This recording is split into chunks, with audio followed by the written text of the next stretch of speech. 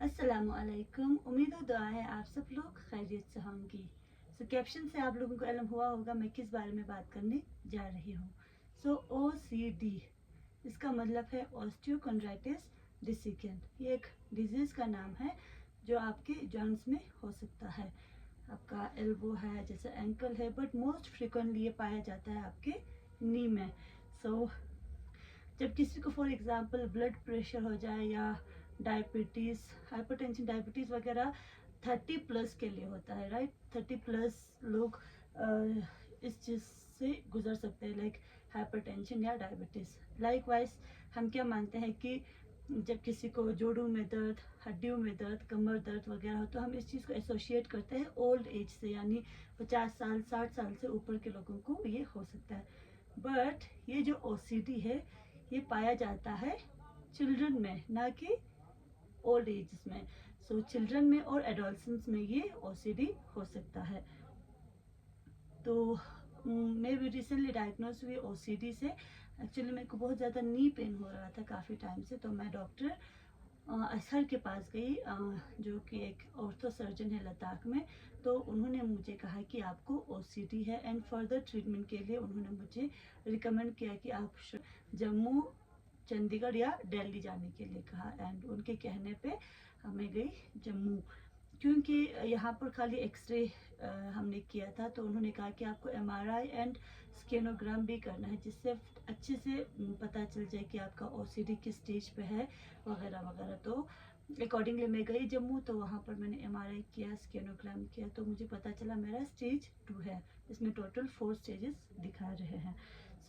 जब भी आपको कोई बीमारी होती है या आपकी फैमिली में या रिलेटिव्स में, तो आप क्यूरियस हो जाते हैं उस डिजीज़ के बारे में जानने के लिए, ताकि आप प्रिकॉशनरी मेजर्स ले, या आपको पता चले इसका कॉज क्या है, प्रिवेंशन क्या है, ट्रीटमेंट क्या है, एंड क्या प्रिकॉशनरी मेजर्स लेने हैं। तो लाइक वाइज मैंने भी सर्च करना शुरू कर दिया। तो मैंने इस पर रिसर्च किया, तो मुझे पता चला कि ये जो OCD है, ऑस्टियोकोंड्राइटिस डिसेकेंट, ये मोस्टली इफेक्ट करता है आपके जॉइंट्स को, जो कि मैंने आपको पहले ही कहा, एंड मोस्ट फ्रिक्वेंटली आपकी नीज पे इफेक्ट करता है। अब इसका जो रीज़न है ना, मेन कॉज जो है वो अभी तक फुली नॉन नहीं है, लाइक इट्स अननोन, बट ऐसा बिलीव किया जाता है, माना जाता है कि एक तो जो ब्लड सप्लाई है ना, ब्लड फ्लो आपके जो जॉइंट के उस एंड पार्ट तक वो अच्छे से नहीं पहुंच पाता, वो रिड्यूस हो जाता है, जिसकी वजह से आपको ये होने के चांसेस है। एक दूसरा कारण बताया जा रहा है कि लो विटामिन डी। तो विटामिन डी की कमी की वजह से भी आपको OCD हो सकता है। एंड थर्डली, जो कि मोस्ट ज़्यादा चांसेस है, ये होता है जब आप स्पोर्ट्स में ज़्यादा एक्टिव हो, आप रनिंग करते हो या जंपिंग में आप एक्टिव है, या रिपीटेटिव ट्रॉमा या स्ट्रेस आपके उस पार्ट पे, उस जॉइंट में हुआ हो, जो कि मल्टीपल एपिसोड्स हुए हो, माइनर माइनर, बट आपने नज़रअंदाज किया हो, आपको लगा नहीं हो कि मुझे इतनी तेज़ लगी है चोट। तो ये भी एक रीज़न हो सकता है। और इसके अलावा कहा जाता है ये जेनेटिक भी हो सकता है। ये चीज़ें बिलीव किया जाता है, बट एक्चुअल कॉज अभी भी पता नहीं है। लेकिन जब भी मैं डॉक्टर के पास गई, हर एक ने मेरे से पूछा कि आपको चोट लगी थी, बट मैंने कहा नहीं, क्योंकि मुझे ऐसा कुछ याद नहीं है।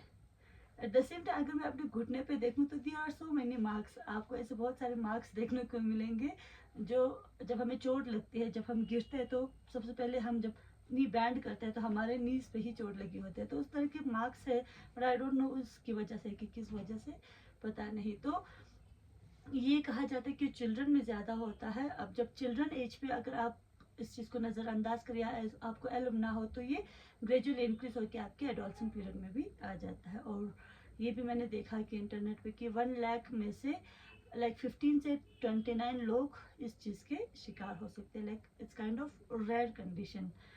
ये एक चीज़ है। अब इसमें जो डॉक्टर्स आपको एडवाइस करते हैं वो अलग अलग चीज़ें हैं। जैसे जम्मू में मुझे कहा कि आपको सर्जरी करने की ज़रूरत है, हालांकि मैंने प्रेफर नहीं किया सर्जरी करना। तो जो मेन चीज़ें डॉक्टर्स बताते हैं वो है आपको रेस्ट करना। Rest is must. अगर आप स्पोर्ट्स वगैरह में एक्टिव है तो आपको कुछ महीने के लिए वो चीज़ छोड़ना ही है। बाकी रेस्ट करना है। एंड सेकेंडली, जो पोस्चर जिस पोस्चर में हम बैठते हैं वो बहुत ज़्यादा मैटर करता है।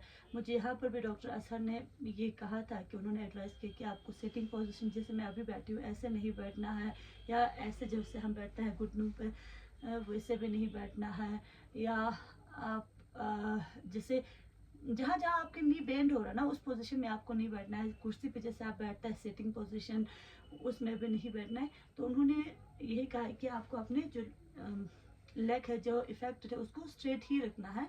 एंड जब आप सो रहे हो तो आपको अपने लेग के नीचे पिल्लो रख के सोना है। ये चीज़ें मुझे यहाँ पर डॉक्टर असहर ने भी बताया। सिमिलर चीज़ मुझे पीजीआई चंडीगढ़ में भी डॉक्टर ने मुझे यही बताया है। इसके अलावा जो आपके ट्रीटमेंट वाले पार्ट में फिजियोथेरेपी आता है। फिजियोथेरेपी में आपको कुछ फिजिकल जो थेरेपी है, एक्सरसाइज बताया जाता है जो आपको रेगुलरली करना है सुबह शाम। एंड वो मुझे सिखाया गया है 3-4 चीज़ें, तो वो करना है। अब उसके बाद जो स्टेजेस की मैं बात कर रही थी ना, ये तो मेरा 2nd ग्रेड पे है। आप 3rd या 4th ग्रेड पे आपको शायद सर्जरी करने पड़ सकती है। तो इसमें मेन ये होता है कि जो आपका जॉइंट है, जो बोन्स वहाँ पर होते हैं या जो कार्टिलेज होते हैं वो रप्चर हो रखा होता है, या वो पीसेस वहाँ से पील ऑफ हो रखा होता है, या वहीं पे होता है लेकिन पार्शियल या फुली वहाँ से ये हुआ हो, तो आपके इस स्टेज के ऊपर या कितने सेंटीमीटर है उस पर डिपेंड करेगा कि आपको सर्जरी करनी है कि नहीं।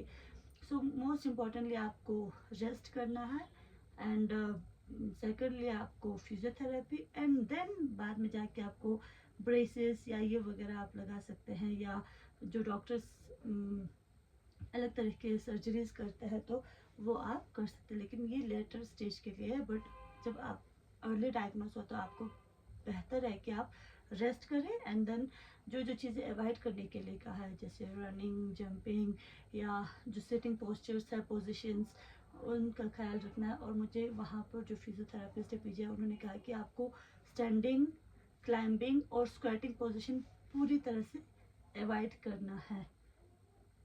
और उन्होंने कहा, जब मैं वहाँ पे ट्रीटमेंट के लिए गई तो मैं उसी टाइम मैंने बूट्स वेयर किया हुआ था, तो बूट्स पहने हुए थे, तो उन्होंने मेरे शूज़ ही देख के कहा कि आपको ऐसे बूट्स बिल्कुल भी नहीं पहनने, you have to wear sneakers और स्पोर्ट्स शूज़। तो इन चीज़ों का हमें ख्याल रखना है। और इसके बारे में अगर मैं आपको बता दूं, मेरा ये बताने का मकसद ये है कि जैसे हमारे बहुत सारे बच्चे अभी स्पोर्ट्स में बहुत ज़्यादा एक्टिव है, या अगर हमारे कोई बच्चे शिकायत करे कि अम्मी अम्मी अब्बू जिन से भी कि मुझे मेरे टांगों में दर्द है, तो वो उस चीज़ को नज़रअंदाज ना करें, या ना कहे कि ये तो बड़े बुजुर्गों में होने वाली बीमारी है, ये आप इस चीज़ के बारे में क्या बात करें। तो ऐसा नहीं है, इन चीज़ों को नज़रअंदाज नहीं करना है, माइंड कर लीजिए उनकी बातों को और डॉक्टर को ज़रूर दिखाइए।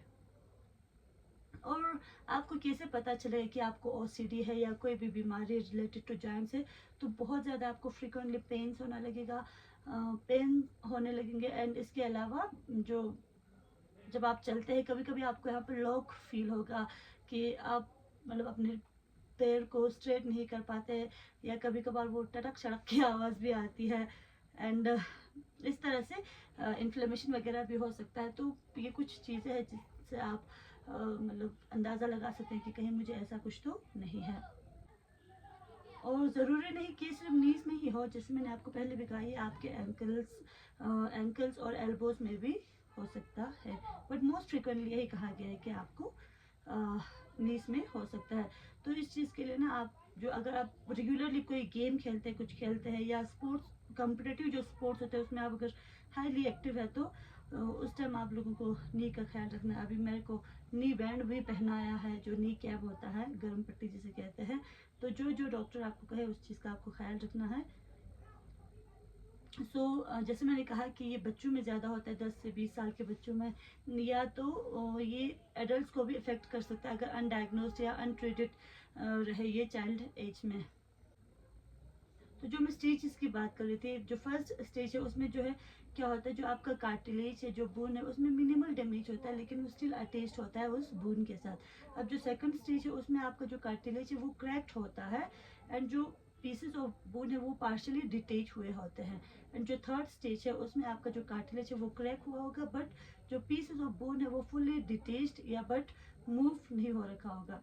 एंड जो फोर्थ स्टेज है, जो कि एडवांस स्टेज माना जाता है, इसमें जो कार्टिलेज है वो करेक्ट होगा, जो पीसेस ऑफ बोन्स है वो कम्प्लीटली डिटेच या वहाँ से मूव हुआ होगा। सो ये सारी चीज़ें मैं इंटरनेट पे जो डिफरेंट वेबसाइट्स है आपके ऑर्थो से रिलेटेड या चिल्ड्रन के डिजीज़ के रिलेटेड, उनसे मैं बता रही हूँ। मैं खुद कोई एक्सपर्ट या डॉक्टर तो नहीं हूँ, तो ये चीज़ भी आप ध्यान में रखिए। जो सिम्टम्स में बता रहे थे, पेन के अलावा स्वेलिंग या टेंडरनेस आप फील कर सकते हैं, या जॉइंट पॉपिंग या लॉकिंग जिसके बारे में मैंने आपको जिक्र किया। उसके अलावा जो जॉइंट वीकनेस है, आप बहुत ज़्यादा टायर्ड फील करें, ऐसा लगे कि बस मेरे घुटने ने काम करना छोड़ दिया है, या जो डिक्रीज रेंज ऑफ मोशन है, अगर ये चीज़ें आपको फील हो तो आप ज़रूर डॉक्टर विजिट कर लीजिए। एंड मैंने पहले ये चीज़ कहा है तो मैं रिपीटेडली कहूँगी कि अगर आपके बच्चे, स्पेशली जो छोटे बच्चे हैं, वो जो स्पोर्ट्स में ज़्यादा एक्टिव हो, या स्पोर्ट्स में ना से हमारे घर पे भी बच्चे काफ़ी खेलते रहते हैं खेतों में जाके, स्पेशली विंटर्स में, तो उस टाइम पे अगर वो ऐसे कुछ आपको कंप्लेन करे कि मेरे को दर्द हो रहा है घुटनों में या कहीं किसी और जॉइंट में, तो उस चीज़ को आप माइंड करके डॉक्टर के पास ज़रूर विजिट कर लीजिए। सो अभी के लिए मुझे जो पीजीआई वाले डॉक्टर है चंडीगढ़ में, उन्होंने 1 महीने की दवाई दी है, प्लस फिजियोथेरेपी करने को कहा है, एंड प्लस कुछ एक्सरसाइजेस बताए हैं जो कि मुझे खुद ही घर पे करना होता है सुबह शाम। उसके बाद फिर से रिविज़िट के लिए बोला है डॉक्टर के पास, तो फॉलो अप के लिए मुझे 1 महीने बाद जाना है इंशाल्लाह। तो ऐसे ही अगर आपको भी कोई डिजीज़ या कुछ हो और उसके बारे में आप अगर मज़ीद जानकारी रखेंगे तो वो आपके लिए बेहतर रहता है, ताकि आप वो प्रिकॉशनरी मेजर्स ले सकें। जैसे मुझे माइग्रेन है, एंड माइग्रेन के बारे में मुझे बहुत ज़्यादा मालूम है कि कब होता है, कैसे होता है, फोटोफोबिया क्या है, फोनोफोबिया क्या है, मील स्किप करने से क्या होता है, और जब मौसम चेंज होता है उस टाइम बहुत सारे ऐसे ट्रिगरिंग एजेंट्स हैं जो मुझे पहले ही फील हो जाता है माइग्रेन होने से पहले। अब ये मुझे कैसे पता चला? इंटरनेट के द्वारा। तो ये हमारे लिए इम्पोर्टेंट है। आपको कोई चीज़ आपके साथ कंसर्न है, आपके रिलेटेड है, तो उस चीज़ के बारे में थोड़ा फर्दर नॉलेज या इन्फॉर्मेशन रखेंगे तो आपको उस चीज़ के साथ डील करने में आसानी हो जाती है। तो इसी पर्पज़ से मैंने ये वीडियो बनाया है। आई होप ये आपके लिए अगर आप इस चीज़ से गुजर रहे हैं, अगर नहीं तो अल्लाह ना करे अगर कभी किसी के साथ हो, तो आप थोड़ा शायद ये उन तक पहुंचा सके। तो ये था एक वीडियो आप लोगों के नाम। Thank you so much. खुदा हाफिज़। इल्तिमास से दुआ।